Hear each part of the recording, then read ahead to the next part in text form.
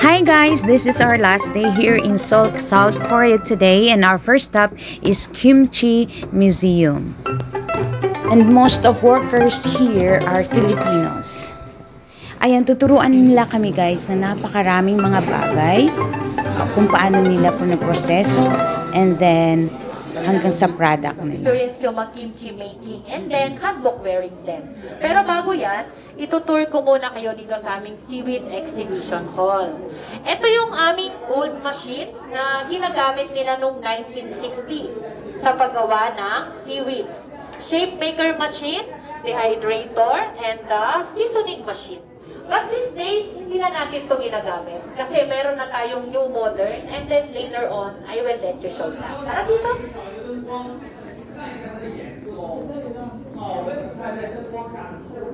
Ito yung traditional way on how they dry the seaweeds under the sun. It takes 6 hours to dry the seaweeds at kailangan nila yung baliktarin every 3 hours. Pero dati po yun. Okay? Nawala pa a lot of types of kimchi. And ito yung pinaka-popular, yung cabbage kimchi. Meron din tayong radish, cucumber, and the spring onion kimchi. And then, they make a lot of kimchi here by the month of November. Kasi ito yung preparation nila para sa long winter dito sa Korea. And then, ito na yung aming new modern machine now sa paggawa ng seaweeds. Ano kasi yun? First open, meron niyang 50 degrees Celsius to heat the seaweeds inside. Okay? And then, makikita nyo, merong oil na bumabagsak. That is sesame oil. We use 2 types of oil, sesame oil, tapos corn oil. Okay? And then, itong box na yan, dyan namin nilalagay yung flavor. Ang galing na, no? Oo. Ang galing na ng technology ngayon, ba? Ayan, no? Dry na agad. Kanina doon, no?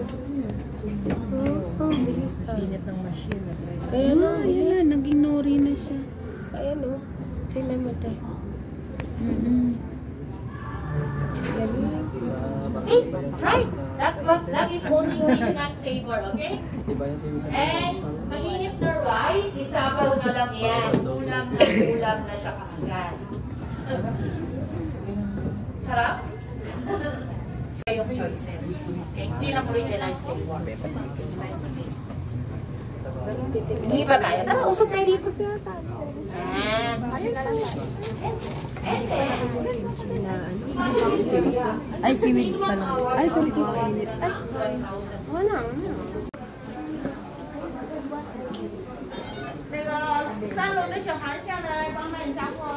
Oh, ang dami nilang products. o gawa muna tayo ng kimchi. Ay, gawa na. Gusto nyo ba ba? Yes. Hindi pa kasi sila ready. Okay. Wait lang ha. Oh.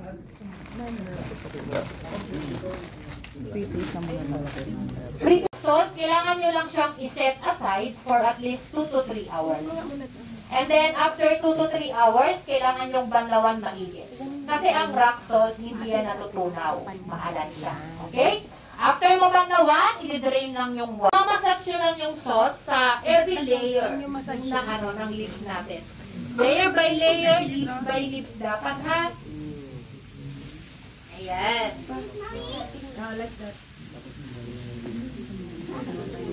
And, ang kimchi na po-ferment yan after 3 to 5 days. Fermented na siya. Dalong na mas matagal ang kimchi, mas lalo yung sumasarap. Yan na yung masarap gawing pang kimchi soup. Okay? Pwede nyo siyang tikman if you... Daw yan? Tteokbokki. Oh, may nahiya pa oh. Philippine style. Tinira yung isa. Sarap to. Tara dito mga mamin sir. Masarap. Itatagtag nyo. Papakulo lang tayo ng water. After 5 minutes, luto na siya kaagad. For the water, only 400 ml lang siya. And this is good for 3 to 5 person na kaagad. Yung isang pack namin. Okay? lang siya. Yes po. Pwede namang, hindi nyo siya pwedeng yung half-nal flavor. Okay? Sabi ko sa inyo, meron kaming 11 flavors in all. Meron tayong bulgogi, original, bamboo salt. Ito yung best seller namin dito, bamboo salt flavor. Meron ding kimchi, shrimp, wasabi, buldak flavor, chicken spicy. Meron ding cheese, sweet corn, teriyaki, grape, garlic, and then, sinabi ko na ba kayo? Wasabi. Tapos, spicy chicken, bulldog flavor is spicy chicken. Busog na ako, ma'am. Hindi, try pa rin natin. Hindi, hawakan ko. Masarap naman ito. Nakatingin pa lahat? Ha? Nakatingin? Pati nasa list. After Kimchi Museum, guys, on the way na tayo, papunta na tayo sa Namsangol Hanok Village. At ito po ay napaka-popular sa kanila dahil dito po nagsushooting ang kanilang mga artista.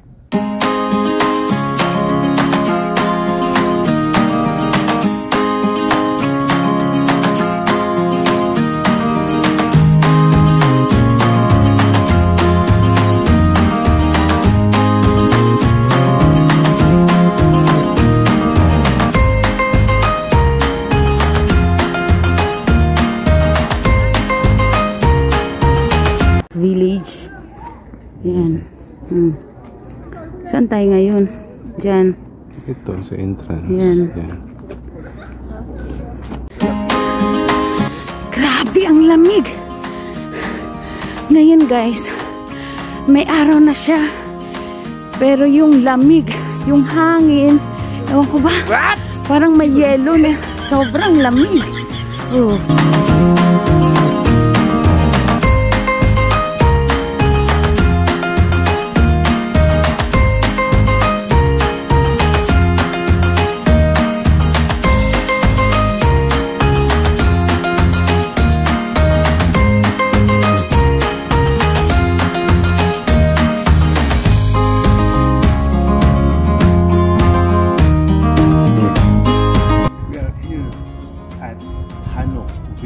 Hanok Village, yan. Kaya lakad muna kami kahit sobrang lamig. Grabe.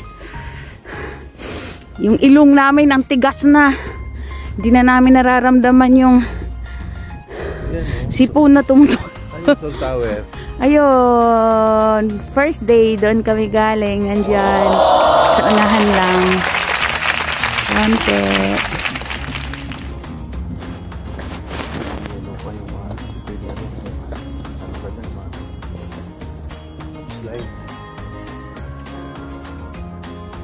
Wala naman ang makasiran dito. Nasa top na ata tayo.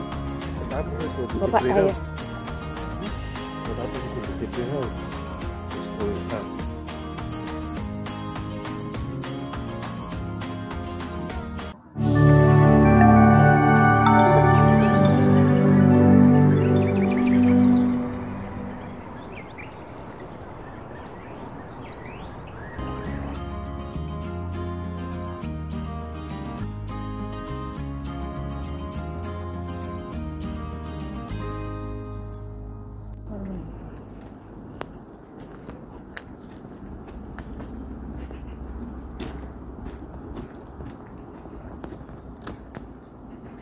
Pero di ba sabi pag yellow daw, natutuo? Ayun eh. Nagiging boss. Pag yellow, nagiging...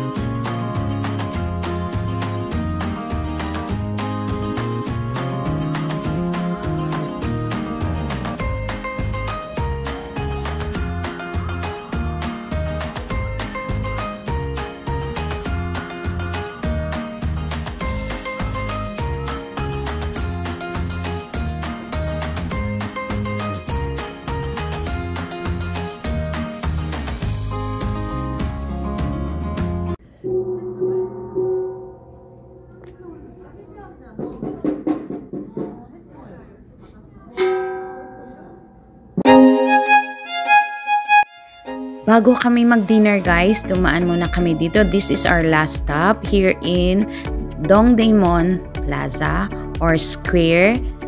At nagstay muna kami dito ng matagal.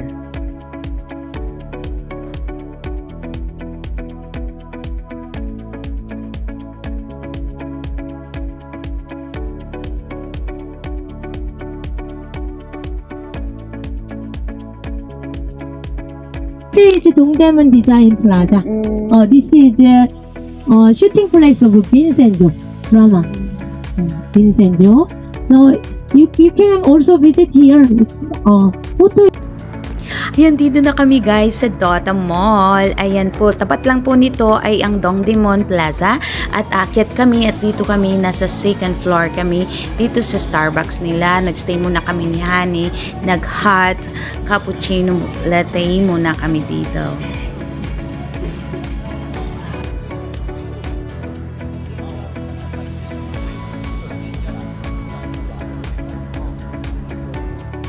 Thank you guys for watching. See you again guys. Bye. God bless us all. Bye everyone.